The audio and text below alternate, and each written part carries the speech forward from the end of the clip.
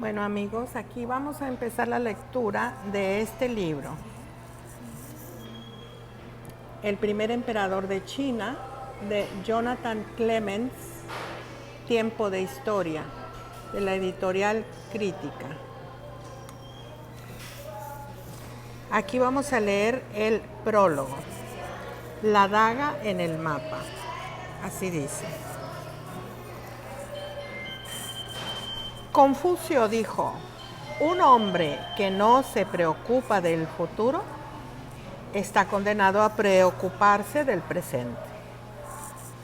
No hacía falta un hombre sabio para ver que Yin Zheng quería gobernar todo el mundo. Sus antepasados habían iniciado el lento avance de las conquistas. Su abuelo, el rey brillante de Qin, que se escribe Q-I-N, se escribe Qin, pero se pronuncia Shin, había derrocado al Hijo del Cielo y dejado al mundo, en teoría, sin monarca. Y ahora, a los 33 años, Yin Zheng gobernaba una nación temida por sus vecinos. Su país era una máquina de guerra, un estado gobernado según criterios militares y cuya ciudadanía estaba sometida a un duro reglamento y a una severa disciplina. Este tipo de entorno creó un pueblo nacido para conquistar, y el estado de Qin se estaba tragando a un ritmo constante a todas sus naciones rivales. Había que hacer algo. En Yan, la tierra de las golondrinas, el príncipe rojo decidió que no iba a esperar a que el pueblo guerrero de Qin cruzara sus fronteras. El ejército de Qin tenía la funesta reputación de ser despiadado. Ni siquiera transigirían con el príncipe rojo, puesto que en el pasado había sido amigo de Yin Zheng y rehén en su reino, de donde había huido. Cuando Qin atacara Yang, el príncipe rojo moriría y en consecuencia decidió ser previsor e ideó un complot de asesinato. La planificación resultó complicada. No había modo alguno en el que un asesino pudiera cruzar furtivamente las murallas, los puestos de guardia y la guardia personal del rey de Qin. El asesino, si quería poder conseguir acercarse lo bastante, tendría que ganarse la confianza del rey y de sus ministros. El príncipe rojo necesitaba a alguien que pudiera llevar a cabo la misión. Una empresa que acabaría sin duda alguna en una muerte segura, puesto que aun cuando el asesino de algún modo consiguiera cruzar las numerosas defensas y asestarle al rey el golpe mortal, tenía posibilidades muy escasas de salir de todo ello con vida. El asesino necesitaría una suerte prodigiosa, o tal vez gozar de una extraordinaria seguridad en sí mismo. Vamos a mostrar un mapa. La expansión de Qin. Aquí vemos el estado de Qin en el 350 a.C., adquisiciones hasta 315 a.C., hasta 288 a.C., adquisiciones hasta 249 a.C., frontera estatal, ciudades más importantes, capital del emperador Zhou. Y luego aquí está el mapa, donde vienen dibujadas Zhao, tierra de los rezagados; Yan, tierra de las golondrinas; Monte Tai, la provincia de Shu desde el 258 a.C., Shu, tierra de los inmaculados; el río Yangtze, y acá en esta parte oscura dice Sichuan. y Wei y Han con H. Es un mapa interesante y se llama la expansión de Xin. Aquí está, Xin. Bien. El príncipe rojo encontró a su hombre. Se llamaba Jing Ke y afirmaba ser un experto espadachín. Jingke. Jing Ke. Y afirmaba ser un experto espadachín, aunque con problemas para vender sus servicios a los clientes nobles. Quizá el problema radicara en su actitud. Tenía fama de meterse en reyertas con otros espadachines por discusiones sobre esgrima. Tal vez no fuera el experto que alardeaba ser. En una ocasión en la que una partida de ajedrez en la ciudad de Handan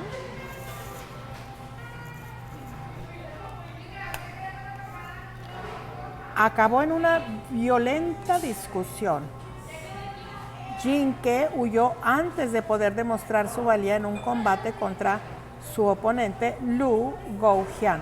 Pese a ello, este sería uno de los incidentes que llamaron la atención de los consejeros del Príncipe Rojo, que no vieron en Jing cobardía, sino la capacidad de mantener su sangre fría en situaciones tensas. Aunque la habilidad de Jing Ke con la espada nunca había sido puesta a prueba, había encontrado otras maneras de hacerse un nombre. Se asoció con individuos poco recomendables y se le solía ver borracho en la plaza del mercado en compañía de un carnicero de perros y un músico.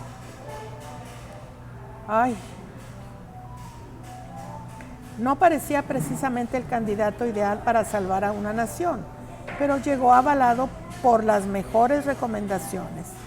El principal consejero del Príncipe Rojo, después de proponer a Jing Ke, y con el fin de preservar el máximo nivel de secreto, ocultar el complot y convencer a Jing Ke de su propia importancia, se suicidó.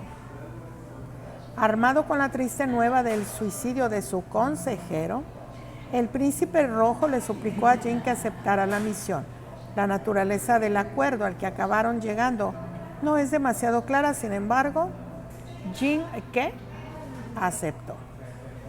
Enfrentado a la perspectiva de emprender un viaje solo de ida, Jing Ke, condenado por voluntad propia, se tomó su tiempo, se dedicó a organizar espléndidas últimas comidas, se dio lujos dignos de un rey y se entretuvo en escarceos con toda una serie de esclavas que se le habían proporcionado para su placer. Leyendas posteriores, consideradas demasiado frívolas y por lo tanto no incluidas en las memorias históricas, cuentan que Jing Ke hacía cabrillas sobre el agua de un estanque utilizando monedas de oro, que se daba festines con el hígado de valiosos caballos y que incluso mutiló a una joven y hermosa música para que le pudieran entregar sus manos presentadas sobre una bandera de jade. Ay Dios, lo que tiene uno que leer. Cualquiera que fuera la auténtica naturaleza de su libertinaje, el tiempo que se tomó Jing Ke transcurrió entre algodones. Al Príncipe Rojo empezaba a preocuparle su elección y se preguntaba si el asesino iniciaría algún día su misión. Y mientras Jing Ke gozaba de sus muy numerosos últimos deseos, la máquina de guerra Xin seguía, vamos a darle vuelta a la página, seguía avanzando y conquistando la tierra de los rezagados en la que el Príncipe Rojo había vivido antes. Mientras Jing Ke seguía divirtiéndose y disfrutando de sus lujos y de sus compañeras de cama, el Príncipe Rojo buscaba los medios de llevar a cabo su mortal misión. Había caído en la cuenta de que en el muy poco probable caso de que consiguiera llegar hasta la cámara más privada del rey, Jing Ke contaría con unos muy escasos segundos para llevar a cabo su misión, motivo por el cual el Príncipe Rojo decidió buscar el arma ideal. Ninguna espada, hacha o lanza conseguiría superar la barrera de protección del rey, pero una pequeña daga tal vez sí. El Príncipe Rojo envió a sus ayudantes ignorantes del auténtico propósito de su búsqueda en busca de la daga más afilada del mundo. Finalmente encontraron algo que parecía ajustarse a la descripción, un cuchillo propiedad de un refugiado de las conquistas de Shin. 100 medidas de oro le convencieron de separarse de la daga, tras lo cual reanudó su camino sin saber a qué propósito ésta sería aplicada. El príncipe rojo también realizó experimentos con veneno. Lo más importante no era realmente la rapidez de su efecto, sino que para un asesino diligente, lo más relevante consistía en la dosificación necesaria más efectiva.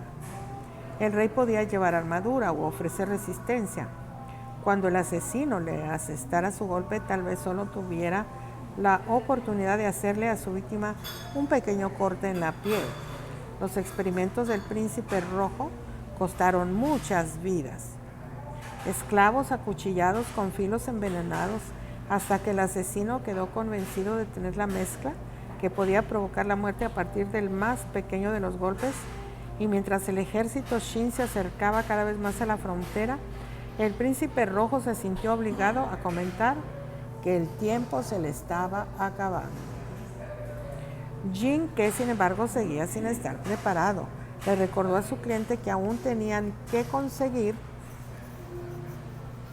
de algún modo acercarse al rey de Shin y que esta tarea no se haría fácil de repente.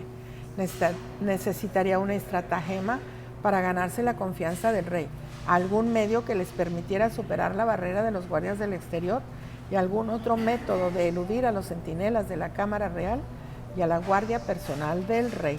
El rey de Shin tenía la reputación de padecer una cierta paranoia, algo comprensible, y era muy poco propenso a permitir que un extraño se acercara a su real persona, a menos que ese extraño hubiera prestado algún gran servicio a su reino. A Jin Ke se le había ocurrido una idea. Había oído decir que Fan Yushi, un antiguo general leal al rey de Shin, había huido de su antiguo señor y buscado santuario junto al príncipe rojo. El rey de Shin le había puesto un alto precio a su cabeza, 1000 medidas de oro, casi media tonelada, un título de nobleza y el gobierno de una zona que contenía 10,000 hogares. Jin Ke le pidió al príncipe rojo la cabeza de Fan Yushi. El príncipe rojo reaccionó escandalizado. El general había venido a pedirle ayuda y no podía asesinarlo simplemente para satisfacer sus propios deseos y planes, aunque de ello dependiera el éxito o el fracaso del plan. El príncipe rojo se mantuvo inflexible en su negativa. Él no podía ordenar la muerte del general refugiado Fan Yushi.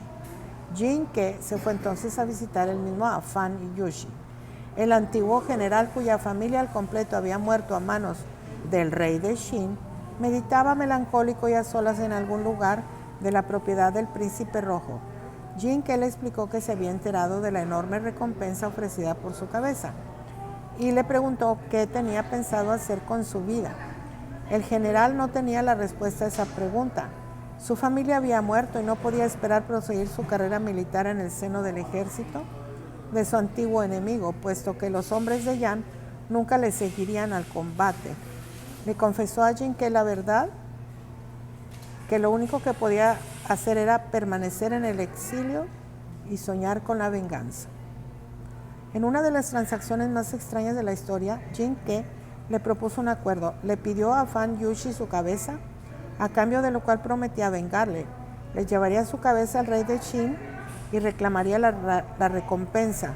Y cuando el agradecido Shin admitiera a Jin Ke ante su presencia, Jin Ke planeaba cogerle del brazo, acercarse a él y asestarle un golpe con el cuchillo envenenado. Día y noche, contestó Fan Yushi, la rabia me hace rechinar los dientes y me corroe el corazón intentando pensar en algún plan. Ahora vos me habéis mostrado el camino. Muy bien, aquí vamos a parar porque ya van muchos minutos. Proseguiremos después con esta interesante historia que habla del primer emperador chino. Gracias.